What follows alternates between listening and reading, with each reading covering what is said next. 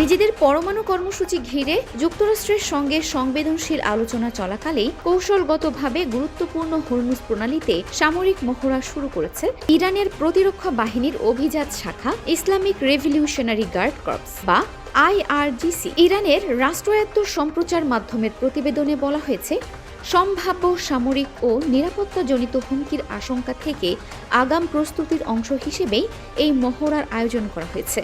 কতদিন ধরে এই মহড়া চলবে সে বিষয়ে এখনও চূড়ান্ত কোনো সিদ্ধান্ত জানানো হয়নি। তবে মহড়া চলাকালীন সময়ে হরমুজ প্রণালী দিয়ে বাণিজ্যিক জাহাজ চলাচল সাময়িকভাবে বন্ধ থাকবে বলেও প্রতিবেদনে উল্লেখ করা হয়েছে।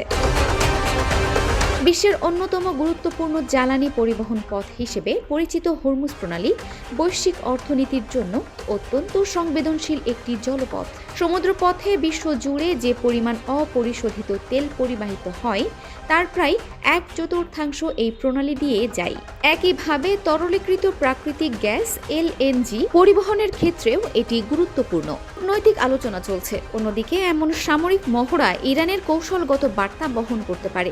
বিশেষ করে হরমুজ প্রণালীর মতো গুরুত্বপূর্ণ স্থানে শক্তি প্রদর্শন আঞ্চলিক নিরাপত্তা ও আন্তর্জাতিক বাণিজ্যের ওপর সম্ভাব্য প্রভাব ফেলতে সক্ষম।